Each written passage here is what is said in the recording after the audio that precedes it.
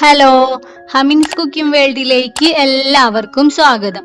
ഇന്ന് ഞാൻ വന്നിട്ടുള്ളത് കേരള ട്രഡീഷണൽ ആയ ഒരു സ്നാക്കിന്റെ റെസിപ്പിയുമായിട്ടാണ്.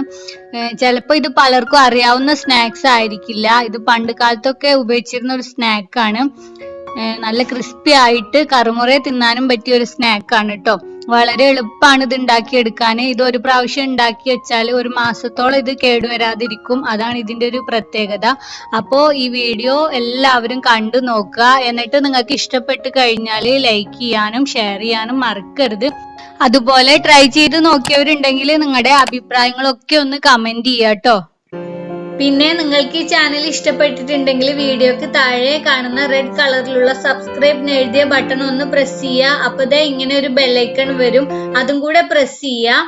അപ്പതേ ഇങ്ങനെ കാണാം. അതിൽ മുകളിൽ കാണുന്ന ഓൾ എന്ന ഓപ്ഷനും കൂടെ ഒന്ന് പ്രസ് ചെയ്ത് വെക്കണം കേട്ടോ. എന്നാലേ ചാനലിലെ പുതിയ അപ്ഡേഷനുകളൊക്കെ നിങ്ങൾക്ക് ഉടനെ തന്നെ നോട്ടിഫിക്കേഷൻ ആയിട്ട് കിട്ടുള്ളൂ.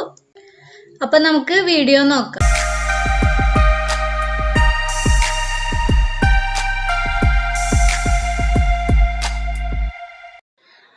അപ്പോ ഈ സ്നാക്ക് ഉണ്ടാക്കാനായിട്ട് ആദ്യം വേണ്ടത് 2 കപ്പ് വറുത്ത അരിപ്പൊടിയാണ് കേട്ടോ. ഇത് ഞാൻ പാക്കറ്റ് ആയിട്ട് വാങ്ങിച്ച അരിപ്പൊടിയാണ് യൂസ് ചെയ്തിട്ടുള്ളത്. ഇടിയപ്പം പൊടിയൊക്കെ ആയിട്ട് നമുക്ക് വറുത്ത അരിപ്പൊടി കിട്ടുമല്ലോ, അതാണ് കേട്ടോ യൂസ് ചെയ്തിട്ടുള്ളത്. ഇനി ഇതിലേക്ക് ഞാൻ 1/2 കപ്പ് തേങ്ങ ചിരവി എടുത്തതും 1 ടീസ്പൂൺ ചെറിയ ജീരകവും 2 ടീസ്പൂണോളം സൺഫ്ലവർ ഓയിലും കൂടെ ചേർത്തിട്ടുണ്ട്. ഇതിന് പകരം നിങ്ങൾക്ക് നെയ്യോ ബട്ടറോ ഒക്കെ യൂസ് ചെയ്യാവുന്നതാണ്.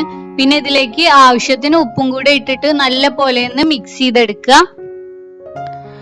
അതിനുശേഷം ഇതിലേക്ക് നല്ല തിളച്ച വെള്ളം ഒഴിച്ചിട്ട് മാവ് നല്ല സോഫ്റ്റ് ആയിട്ട് കുഴച്ചെടുക്കുക. നമ്മൾ ഇടിയപ്പത്തിനൊക്കെ ചെയ്യണം അതുപോലെ തന്നെ കേട്ടോ. വെള്ളത്തിന്റെ അളവ് കൂടി പോണ്ട, കുറേശ്ശെ ആയിട്ട് വെള്ളം ചേർത്തിട്ട് മാവ് കുഴച്ചെടുത്താൽ മതി. ഏകദേശം എത്രയാണോ അരിപ്പൊടി എടുത്തിട്ടുള്ളത് അത്ര തന്നെ വെള്ളവും ഇതിലേക്ക് ആവശ്യമായിട്ട് വരും. ഞാനിപ്പോ 2 കപ്പ് അരിപ്പൊടിയാണ് എടുത്തിട്ടുള്ളത്. അപ്പൊ എനിക്ക് ഏകദേശം 2 കപ്പോളം തന്നെ തിളച്ച വെള്ളവും ഇതിലേക്ക് ആവശ്യമായി വന്നിട്ടുണ്ട് കേട്ടോ. ആദ്യം തന്നെ പോയിട്ട് വെള്ളം മുഴുവനായിട്ട് അങ്ങ് ചേർക്കണ്ട, കുറേശ്ശെ ചേർത്തിട്ട് വെള്ളം പാകാക്കിയതിനു ശേഷം മാവ് കുഴച്ചെടുത്താൽ മതി കേട്ടോ. നല്ല സോഫ്റ്റ് ആയിട്ട് കുഴച്ചെടുക്കുക. ഇപ്പൊ ഞാനിതാ നല്ല സോഫ്റ്റ് ആയിട്ട് ഇതിനെ കുഴച്ചെടുത്തിട്ടുണ്ട്. ഇനി ഇതിനെ ചെറിയ ബൗൾസ് ആക്കി മാറ്റാം കേട്ടോ. എത്രത്തോളം ഇത് ചെറുതാക്കണോ അത്രത്തോളം നല്ല ക്രിസ്പി ആയിട്ട് കിട്ടും. ഇതാ ഞാനിപ്പോ ഇത്രയും പോകുന്ന സൈസിലാണ് ഉണ്ടാക്കി എടുത്തിട്ടുള്ളത്. ഇതുപോലെ ബാക്കിയുള്ള മാവിനെ മുഴുവനും തയ്യാറാക്കി എടുക്കണം. ഞാനിപ്പോ കുറച്ച് ഇതുപോലെ ഉണ്ടാക്കി എടുത്തിട്ടുണ്ട്. ഇതുപോലെ തന്നെ ഒരു പ്ലേറ്റും കൂടെ ബാക്കിയുണ്ട് കേട്ടോ. ഇത്ര മാത്രമല്ല. എന്നിട്ട് നമുക്ക് ഇതിനെ ചൂടായ എണ്ണയിലേക്ക് ഇട്ടൊന്ന് വറുത്തു കോരണം. ആദ്യം എണ്ണ നന്നായിട്ട് ചൂടാക്കുക. എന്നിട്ട് തീ പറ്റ ലോ ഫ്ലെയിമിലേക്ക് കുറച്ച് വെച്ചിട്ട് വേണം കേട്ടോ നമ്മൾ ഉണ്ടാക്കിയ ഈ സ്നാക്ക് ഇട്ട് കൊടുക്കാനായിട്ട്. തീ പറ്റെ കുറച്ച് വെച്ചിട്ട് വേണം ഇത് വറുത്തെടുക്കാന്. എന്നാലേ ഇതിന്റെ അകവും പുറവും ഒരുപോലെ ഫ്രൈ ആയിട്ട് വരുള്ളൂ കേട്ടോ.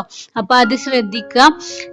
ഒരു ബ്രൗൺ കളർ ആവുന്നത് വരെ ഫ്രൈ ചെയ്തെടുക്കണം. ഇപ്പൊ ഇതാ കണ്ടോ, ഇത് ജസ്റ്റ് കളറൊക്കെ ഒന്ന് മാറി ബ്രൗൺ കളർ ആയിട്ട് വന്നിട്ടുണ്ട്. ഇനി ഇതിനെ എണ്ണയിൽ നിന്ന് കോരി മാറ്റിയിട്ട് ബാക്കിയുള്ളതെല്ലാം വറുത്തെടുക്കാം. അങ്ങനെ നമ്മുടെ സ്നാക്ക് റെഡി ആയിട്ടുണ്ട്. ഇത്രേ പണിയുള്ളൂ ഇത് ഉണ്ടാക്കാൻ. നമ്മുടെ വീട്ടിലുള്ള കുറച്ച് സാധനങ്ങളും മതി. ഇത് ഒരുപാട് എണ്ണം ഉണ്ടാക്കി വെച്ച് കഴിഞ്ഞാൽ നമുക്ക് ഒരു മാസത്തോളം ഇത് കേട് കൂടാതെ ടിന്നിൽ അടച്ചു വെക്കാനായിട്ട് പറ്റും. അപ്പൊ എല്ലാവരും ഒന്ന് ട്രൈ ചെയ്ത് നോക്കുക. നമ്മുടെ വീട്ടിലുള്ള കുറച്ച് സാധനങ്ങളും മതി ഇത് ഉണ്ടാക്കാൻ. ട്രൈ ചെയ്ത് നോക്കിയിട്ട് നിങ്ങളുടെ അഭിപ്രായങ്ങളൊക്കെ അറിയിക്കുക കേട്ടോ.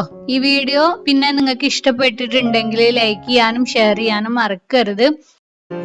പിന്നെ നിങ്ങൾക്ക് ഈ ചാനൽ ഇഷ്ടപ്പെട്ടിട്ടുണ്ടെങ്കിൽ വീഡിയോക്ക് താഴെ കാണുന്ന റെഡ് കളറിലുള്ള സബ്സ്ക്രൈബ് എഴുതിയ ബട്ടൺ ഒന്ന് പ്രസ് ചെയ്യുക. അപ്പതേ ഇങ്ങനെ ഒരു ബെല്ലൈക്കൺ വരും, അതും കൂടെ പ്രസ് ചെയ്യുക. അപ്പതേ ഇങ്ങനെ കാണാം. അതിൽ മുകളിൽ കാണുന്ന ഓൾ എന്ന ഓപ്ഷനും കൂടെ ഒന്ന് പ്രസ് ചെയ്ത് വെക്കണം കേട്ടോ. എന്നാലേ ചാനലിലെ പുതിയ അപ്ഡേഷനുകളൊക്കെ നിങ്ങൾക്ക് ഉടനെ തന്നെ നോട്ടിഫിക്കേഷൻ ആയിട്ട് കിട്ടുള്ളൂ. അപ്പൊ നമുക്ക് വീഡിയോ നോക്കാം.